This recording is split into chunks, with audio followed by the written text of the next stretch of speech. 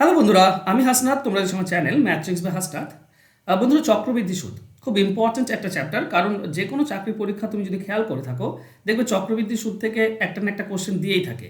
তাই চক্রবৃদ্ধি সুদ থেকে আমাদের কিছু নিয়ম বা কিছু শর্টকাট ট্রিক্স শিখে রাখা প্রয়োজন, যাতে করে আমরা পরীক্ষার হলে যেন অ্যান্সার করে আসতে পারি। এই ধরনের 5টি অঙ্ক আজকে নিয়েছি, যেগুলো শর্টকাট ট্রিক্স আমরা শেখার চেষ্টা করবো এই ধরনের অঙ্কের সমাধান কিভাবে করতে হয়। তো চলো শুরু করে আজকের ক্লাস। দেখো, প্রথম যে প্রশ্ন দেওয়া আছে, কোনো একটি নির্দিষ্ট টাকার 2 বছরের চক্রবৃদ্ধি সুদ 376.2 টাকা এবং সরল সুদ 360 টাকা। তাহলে আসল টাকার পরিমাণ কত? দেখো, এখানে চক্রবৃদ্ধি সুদের হারও বলা নেই, আর আসল তো চেয়েছে। তো এই ধরনের অঙ্কের ক্ষেত্রে আমরা করব কি বা কিভাবে করতে হয় সেটা ভালো করে বোঝো। প্রথমত সুদের হার বের করতে হয়। সুদের হার বের করার একটা সিম্পল নিয়ম রয়েছে। নিয়ম কি? এখানে যত বছর বলবে, ঠিক আছে, যত বছর কি 2 বছরই বলে, আর এটা 2 বছরেরই একটা নিয়ম, ঠিক আছে। সেটা কি হবে? 2 বছর 2 ইন্টু কম্পাউন্ড ইন্টারেস্ট থেকে সিম্পল ইন্টারেস্টটা বিয়োগ করে দাও, ডিভাইডেড বাই সিম্পল ইন্টারেস্ট, ঠিক আছে। এবার এর সঙ্গে যখনই তুমি 100 গুণ করে দেবে, তুমি সুদের হারটা পেয়ে যাবে। সিম্পল, খুবই সোজা এবং সিম্পল মেথড। এছাড়াও অন্যভাবে করা যায়, আমি সেটা বলছি, আগে এটা বুঝে নাও।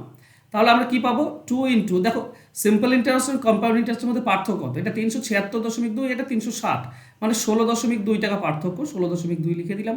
নিচে হবে 360 সিম্পল ইন্টারেস্ট, তার সঙ্গে 100 গুণ। ওকে, তো প্রথমত শূন্য, আচ্ছা দশমিক তুলে দাও, তাহলে নিচে একটা তুমি 10 পাবে, নিচের দুটি শূন্য আর 100 কেটে যাবে। আর 2 দিয়ে যদি 36 কেটে দাও, তুমি 18 পাচ্ছ। ওকে, 162, তার মানে 9। এটার সঙ্গে এটা কাটলে সরাসরি 9 পাচ্ছ, মানে সুদের হার হচ্ছে 9%। সুদের হার পেয়ে গেলে, এখন সুদের হার যদি তুমি পেয়ে যাও, আসল বের করার নিয়ম কি? আমি যদি সরল সুদ ধরে করে নিই, তাহলে তুমি এরকম বলতে পারো যে আসল হচ্ছে তোমার, আসল যেটা বের করতে হবে, সুদ বলেছে 360 টাকা, সরল সুদ, ঠিক আছে। রেট অফ ইন্টারেস্ট হচ্ছে 9%, আর সময়টা হচ্ছে 2 বছর। তাহলে আসল হবে সুদ ইন্টু 100, সুদ ইন্টু 100 ডিভাইডেড বাই সুদের হার ইন্টু সময়, তাই না? এটা 9 2 18, 18 সঙ্গে 36 কাটলে 2 পাই, 18 2 36 মানে 20, 20 আর 100, তার মানে হচ্ছে কত? 2000 টাকা। এটা হচ্ছে আমাদের অ্যান্সার। অ্যান্সার হবে অপশন সি। দেখো, এটা একটা মেথড গেল, আমি বলছি না যে এটাই পারফেক্ট মেথড, এটা একটা মেথড গেল। এছাড়াও তুমি আরেকটা মেথডে করতে পারো। সেটা কি? চলো বোঝার চেষ্টা করি। বক্স মেথড বলে একটা মেথড রয়েছে এখানে। 2 বছর, তো আমরা বক্স মেথডে এভাবে 2 বছরের এটা আঁকি। এবার এই যে পার্টিকুলার দুটি ঘর দেখছো, এটাতে সরল সুদ বসে। তো 2 বছরে সরল সুদ কত? 360 টাকা। তার মানে প্রত্যেক বছর 180 টাকা, 180 টাকা, তাই না? এবার যদি এই ঘরটাও যোগ করে দাও, তাহলে জটিল সুদ হয়ে যায়। তাহলে এটা তো 180, 180, 360, তাহলে বাকি থাকে 16.2। এটা তো কি হবে? এখানে বসে যাবে। তাহলে এই 3টি যোগ করলে জটিল সুদ, সেটা হচ্ছে 376, আর শুধু এই 5টা যোগ করলে সরল সুদ, সেটা হচ্ছে 360। পেয়ে গিয়েছি। ব্যাপার হচ্ছে এই যে 180, এরই কিছু পার্সেন্ট হচ্ছে এটা। এটা কত পার্সেন্ট? এটাই আমরা বের করব। দেখো, 180-তে 16.2, তাহলে 100-তে কত? বের করলে পেয়ে যাই। দশমিক তুলে দাও, নিচে আমরা কি পাবো? 10, নিচে দুটি শূন্য 100 কেটে দাও, 18 আর 162 করলে 9%, মানে সুদের হার হচ্ছে 9%। এবার ভালো করে বোঝো, এই যে 180 সরল সুদ পেয়েছিলাম প্রথম বছর, তাহলে কিছু একটা টাকার আমি কি পেয়েছি?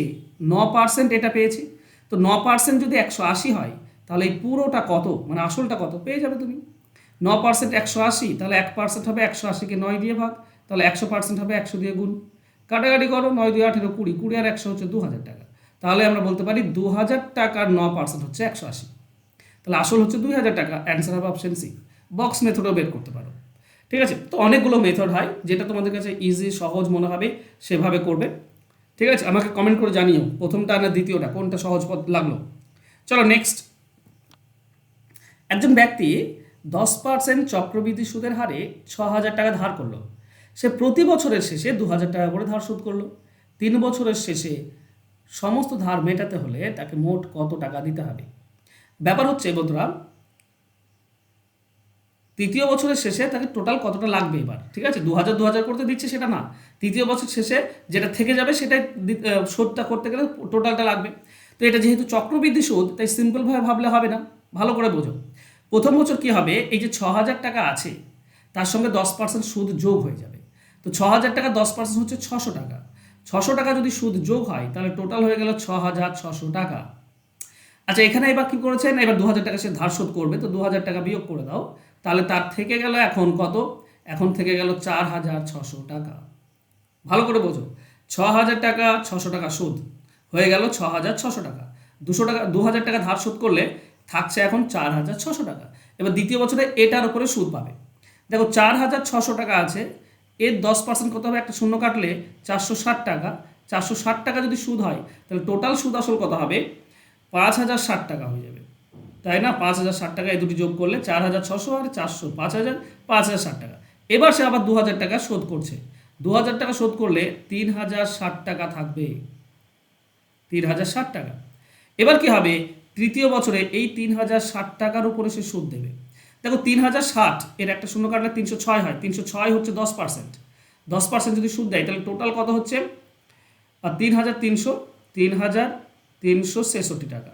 এই টাকাটার উপর এই টাকাটা শোধ করতে হবে যদি তৃতীয় বছরের শেষে। এটা দেখো তৃতীয় বছরের এটা হচ্ছে, এটার উপর সুদ পাবে, এটা সুদ, তাহলে তৃতীয় বছর শেষে টোটাল সুদ আসল হচ্ছে এইটা। তো যদি শোধ করতে চায় এখন, তাহলে তাকে 3,366 টাকা শোধ করতে হবে, তাহলে মিটে যাবে ঋণ। ওকে, তো অ্যান্সার হবে 3,066, অপশন ডি হবে সঠিক উত্তর। আশা করছি বুঝতে পেরেছো। এই ধরনের অঙ্ক প্র্যাকটিস করো, এই ধরনের অঙ্ক ইম্পর্টেন্ট খুব। চলো নেক্সট কোশ্চেনে যাব। যদি চক্রবৃদ্ধি সুদের হার 2 বছরের সুদ আসলের নগদ হয়, তাহলে চক্রবৃদ্ধি সুদের হার কত? দেখো দুটো জিনিস, একটা সুদ আসল বলা থাকতে পারে, আর একটা সুদ আসলের কত গুণ সেটাও বলা থাকতে পারে। এখানে গুণ বলা আছে। যদি বন্ধুরা গুণ বলা থাকে তাহলে একটা ফর্মুলা আছে, সেটা হচ্ছে বেস ইন্টু 100 মাইনাস 100। এটা করলে আমরা কি পাই, আমরা পাই সুদের হার। এটা করলে আমরা সুদের হার পাই। এবার জিনিসটা কি সেটা পরে আমরা জানার চেষ্টা করছি। দেখো যত গুণ বলবে এই গুণটাকে লিখবে। আমি দুই ধরনের নিয়ম হয়, আমি আবারও বলছি, এটাতে আমি আজকে নিয়েছি সেটা সেই অঙ্কও নিয়েছি, যেখানে সুদাসল আসল বলা আছে আর একটা গুণ বলা আছে। এখানে গুণ দিয়ে কীভাবে করতে হয় সেটা বুঝে নাও। দেখো 9 আছে, 9 গুণ। এই 9কে এমন একটা সংখ্যায় ভেঙে দাও যেন পাওয়ারে বছরটা, বছর মানে 2 বছর বলেছে, পাওয়ারে 2 আসে। সেটা কি হবে না, 3-এর পাওয়ার 2। 3-এর পাওয়ার 2 মানে হচ্ছে 9। এই যে ভেতরে পাওয়ার, যার পাওয়ারটা তুমি 2 পেলে, এটাই হচ্ছে বেস, এটাই হচ্ছে বেস। তাহলে সুদের হার তুমি কি পাবে, বেস ইন্টু 100 মানে 3 ইন্টু 100 মাইনাস 100। তাহলে এটা 300, 300 থেকে 100 বিয়োগ করলে 200, তো 200%, এটাই হবে আমাদের অ্যান্সার। অ্যান্সার হবে অপশন সি। দেখো 200%-এ 9 গুণ হয় কি করে একটু বলে দিই। ধরো তোমার কাছে 100 টাকা আছে, তো প্রথম বছর 200% মানে 200 টাকা যোগ হয়ে যাবে, তাহলে মোট হয়ে গেল তোমার কাছে 300 টাকা। ঠিক আছে, এবার তোমার কাছে 300 টাকা আছে, দ্বিতীয় বছর কি হবে, 200% বাড়বে, 300 200% 600 টাকা হয়, 300 200% 600 টাকা, 100% হয় 300, 200% হবে 600 টাকা, টোটাল হয়ে গেল তোমার কাছে 900 টাকা। তাহলে 2 বছরে তোমার কাছে 900 টাকা হয়ে গেল, 100 টাকার জায়গায় 900 টাকা, মানে 9 গুণ হয়ে গেল, তাই নয় কি? চলো যাবো আমরা নেক্সট কোশ্চেনে।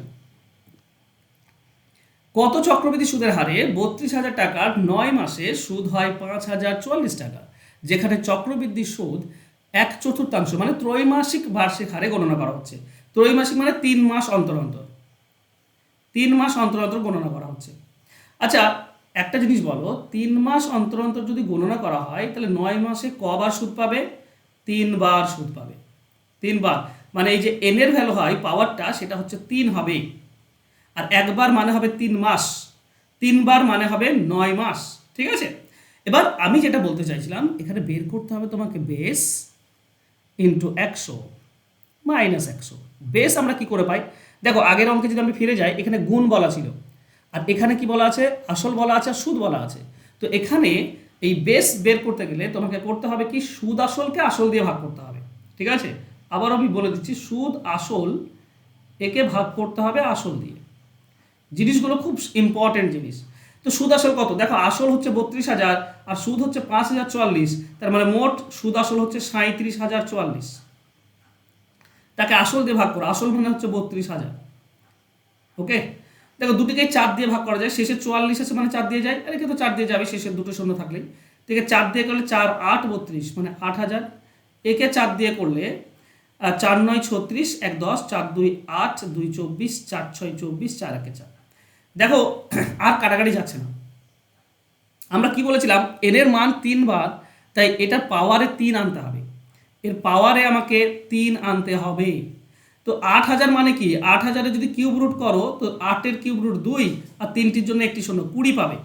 তো নিচে পাবে 20 কিউব করলে 8000, আর এটা তাহলে 21 পাবে। ঠিক আছে, 21-এর কিউব করলে 9261। তাহলে এই যে ভেতরটা পেলাম, এটাই হচ্ছে আমাদের কি বলতো, এটাই হচ্ছে বেস। তাহলে আমরা লিখবো বেস মানে হচ্ছে 21 ডিভাইডেড বাই 20 ইন্টু 100 মাইনাস 100। তো 20-র সঙ্গে 100 কাটলে 5, তো 5 21 105 মাইনাস 100, তার মানে 5%। দেখো 5% কি, এখানে বার্ষিক হারে গণনা করা হচ্ছে, আর কত চক্রবৃদ্ধি সুদের হারে। তো এখানে 5% যেটা, সেটা হচ্ছে 3 মাসের জন্য, বছরের জন্য নয়। তো বছরে কয়বার 3 মাস, 4 বার। তাহলে বছরে সুদ কত হয়ে যাবে, বছরে সুদ হয়ে যাবে 20%। এটা ইম্পর্টেন্ট, খুব ইম্পর্টেন্ট অঙ্ক। ব্যাপারটা যদি বুঝতে পারো আমাকে একটু প্লিজ লাইক এবং শেয়ার করে দাও ক্লাসটি বন্ধুদের মাঝে, আর কমেন্ট করে জানাও। আমি আবারও বলছি যে 5% পেলাম, এটা 3 মাসের জন্য।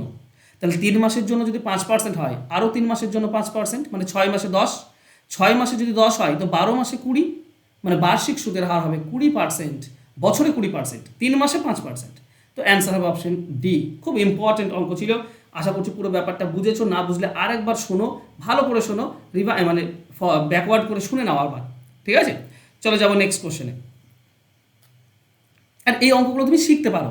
এই অঙ্কগুলো দেখো, এখানে তো আর ধরে ধরে তোমাকে কনসেপ্ট দিয়ে দিয়ে শেখানো যাচ্ছে না, তাই না? এখানে আমি অঙ্ক পাচ্ছি, তার সমাধান করে দিচ্ছি। কিন্তু তুমি পেড ব্যাচে ভর্তি হলে পুরো কনসেপ্ট দিয়ে তুমি শিখতে পারবে। এই যে ফোন নাম্বার দেওয়া আছে, যোগাযোগ করো। খুব কম টাকাতে তোমরা অঙ্ক শিখতে পারবে, সমস্ত মানে টপিক। ঠিক আছে, পাটিগণিত বলো, বীজগণিত বলো, জ্যামিতি বলো, পরিমিতি বলো, সমস্ত কিছু খুব সামান্য পয়সায়। তো চেষ্টা করো অঙ্ক শেখার। চলো নেক্সট কোশ্চেনে যাবো। বলা হয়েছে মনীষ কিছু টাকা 4% চক্রবৃদ্ধি সুদের হারে অন্য একজনকে ধার দিল।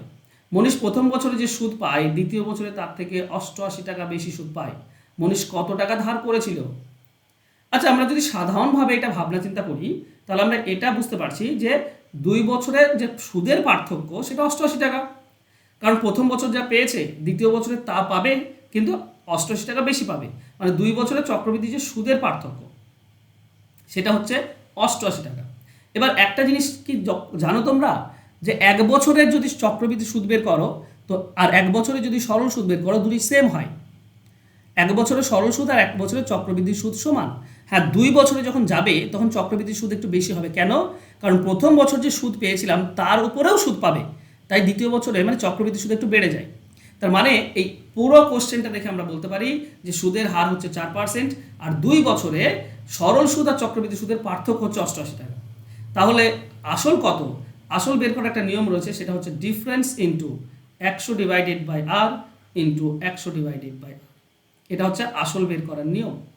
ঠিক আছে, তো ডিফারেন্স হচ্ছে 88 ইন্টু 100 ডিভাইডেড বাই আর মানে 4, 100 ডিভাইডেড বাই আর মানে 4। ওকে, তো এখানে 4 দিয়ে যদি 88 কাটি আমরা পাই 4 2 22। ওকে, এটা 4 দিয়ে যদি 2 দিয়ে কাটলে 2, এটা 2 দিয়ে কাটলে 11, 2 দিয়ে যদি আমরা 100 কাটি তো 50।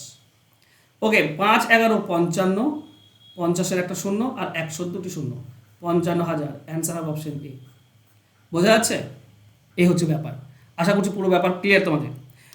ওকে বন্ধুরা, এই ছিল 5টি চক্রবৃদ্ধি সুদের। আরও আমরা অঙ্ক নিয়ে আলোচনা করব চক্রবৃদ্ধি সুদের। আমার সঙ্গে থাকো।